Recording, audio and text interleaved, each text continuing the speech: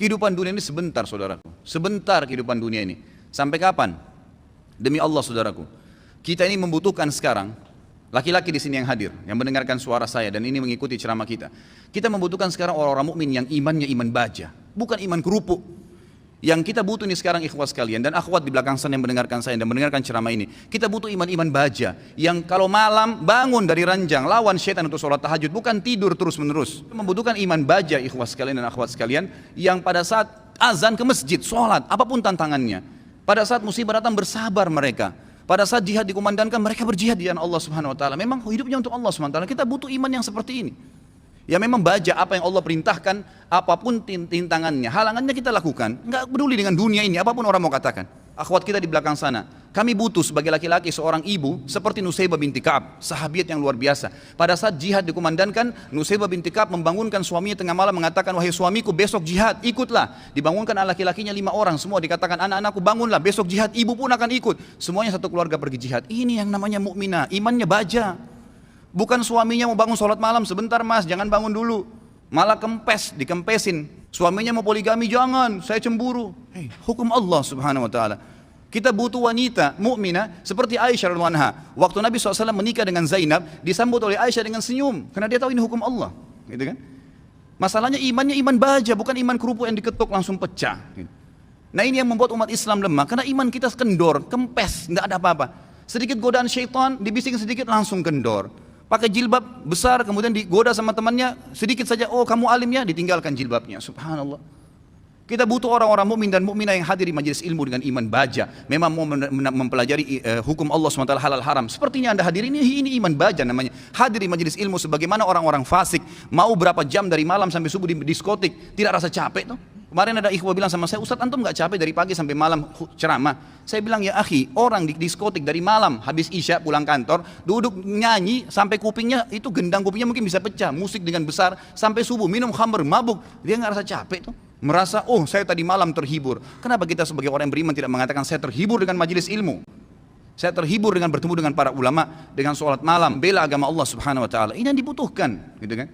Kita butuh seorang muslimah, saudari kita yang seperti Rumaisah radhiyallahu anha, yang pada saat suaminya sedih, dia menghiburnya, anaknya mati. Suaminya sangat sayang dengan anak laki-lakinya. Pada saat meninggal dunia, kata Rumaisah radhiyallahu anha, jangan ada yang sampaikan kepada suami saya bahwasanya anak ini sudah mati, karena suami saya sangat sayang dengan dia. Waktu suaminya pamit pergi ke masjid, sholat maghrib isya, pulang habis isya, Rumaisah berdandan, pakai minyak wangi, masak-masakan yang enak sekali, lalu dilayani suaminya. Begitu pulang, suaminya diajak makan, digodain, dirayu, sampai berhubungan badan. Setelah puas suaminya kenyang, biologisnya selesai, perhatikan wanita mukminah yang faham di mana dia letakkan godaannya, imannya membawa dia bagaimana untuk bisa menghilangkan kesusahan suaminya, bukan jadi beban bagi suaminya. Dia mengatakan, wahai suamiku, dengan santun nih, anaknya mati, dia juga sedih sebenarnya, tapi bagaimana dia menghibur suaminya dan dia tahu ketaatan pada suaminya, ketaatan kepada Allah Azza wa Jalla. Apa yang dia bilang? Wahai suamiku, bagaimana pendapat anda kalau seandainya tetangga pernah pinjamin sesuatu, lalu saja tetangga memintanya, pemiliknya minta benda itu, apakah kita akan mengembalikan? Kata suaminya, tentu saja, itu hak orang. Kata Rumaisah dengan tenang, dengan sangat luar biasa kasih sayang sama suaminya, dia mengatakan, wahai suamiku, kalau begitu berharaplah pahala dari Allah, karena ya, Allah SWT yang menitipkan anak kita telah mengambilnya. Suaminya langsung marah mengatakan, kenapa kau tidak cerita dengan saya, wahai Rumaisah? Kau membiarkan saya memakan makanan, menikmatin tubuhmu, lalu kemudian kau memberitahukan setelah itu bahwasanya anak kita mati, gitu kan? Dengan sangat tenang. Lalu kata Rumaisah, itulah yang saya ingin lakukan untuk menghiburmu. Lalu kata suaminya, saya akan laporkan kepada Nabi SAW. Suaminya bagi Nabi SAW malam itu berkata, ya Rasulullah, begini yang terjadi. Nabi SAW senyum, ya, lalu berkata, apakah kalian berhubungan malam itu?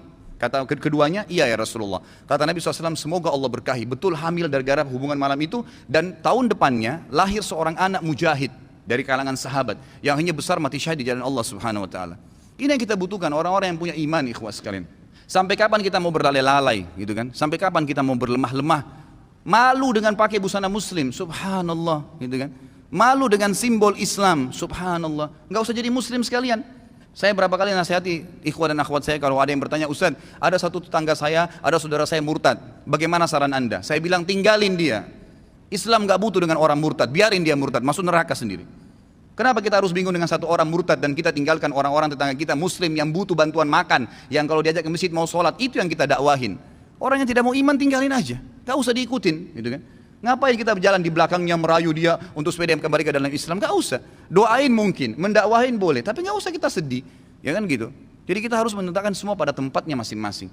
Kita butuh figur Abu Bakar yang semua tegak dengan keyakinannya. Figur Umar yang memang syaitan lari dari dia. Tahu kenapa ikhwas sekalian syaitan lari dari Umar? Karena Umar betul-betul yakin semua yang Allah perintahkan benar, yang dilarang itu salah, ditinggalkan. Dan Umar bin Khattab semuanya dengan tegar, dengan iman baja yang dia lakukan. Malam bangun sholat, nggak ada ceritanya syaitan mau godain ditepis sama dia, nggak ada. Syaitan hanya habis akal. Bagaimana caranya goda orang seperti ini? Nggak bisa. Gitu kan? Karena dia betul-betul memang itu tinggal ditinggalin. Dan itu hanya dengan iman, ikhwas sekalian. Ini hanya dengan iman.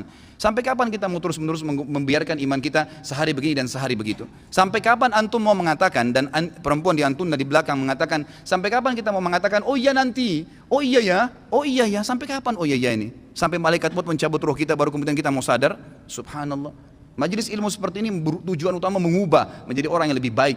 Kalau antum datang di sini dan tidak bisa mengubah, antum bisa rajin sholat malam, antum rajin menjaga hukum-hukum Allah SWT, meninggalkan yang haram, menikmati yang halal. Perempuan-perempuan di sana di belakang, kalau anda datang ke sini tidak bisa mengubah, anda tutup aurat, anda lebih baik daripada sebelumnya. Anda bisa mengatur, ya, menikmati apa yang halal, tidak memamerkan aurat anda di sana sini, maka jangan hadir. Karena majelis ilmu tujuannya untuk itu, melahirkan orang-orang yang imannya iman tegar, iman baja, yang memang tidak mudah goyah, ikhwas sekalian. Kadang-kadang subhanallah baru diminta waktunya untuk sholat malam, kita nggak mau bangun sholat malam. Bagaimana kalau diminta ditumpahkan darah jalan Allah subhanahu wa ta'ala? Sudah sulit. Baru diminta infak saja. Sudah beragam macam bisikan syaitan, kita sudah mengiyakan bisikan syaitan itu. Bagaimana kalau diminta infak jalan Allah subhanahu wa ta'ala? Mengorbankan seluruh harta, pakaian kita bahkan kalau perlu dijual untuk itu. Ini semua karena cinta terhadap dunia yang berlebihan, Allah musta'an. Semoga Allah SWT yang di langit sana yang melihat kita ini menjadikan kita orang-orang yang terpilih di kalangan hamba-hambanya yang dipenuhi imannya dengan iman baja insya Allah dalam hati dan meninggal dalam keadaan syahid. Ya Allah, saya meminta kepadamu atas namamu yang maha mulia agar engkau menjadikan aku secara khusus dengan keluarga aku, ya Allah, semuanya mati syahid di jalan Allah dan semuanya memiliki iman-iman yang baja dari keturunan dan seluruh istri dan anak-anakku, dan juga semua yang hadir di sini, ya Allah, semoga engkau berikan apa yang terbaik dari hamba-hambamu. Jadi mudah-mudahan kita tidak termasuk orang-orang yang lemah dan orang-orang yang sama sekali meninggal dalam kondisi nanti menyesal, oh kenapa ya, oh seandainya ya, sudah nggak ada gunanya ikhwah. Sekarang saatnya berubah.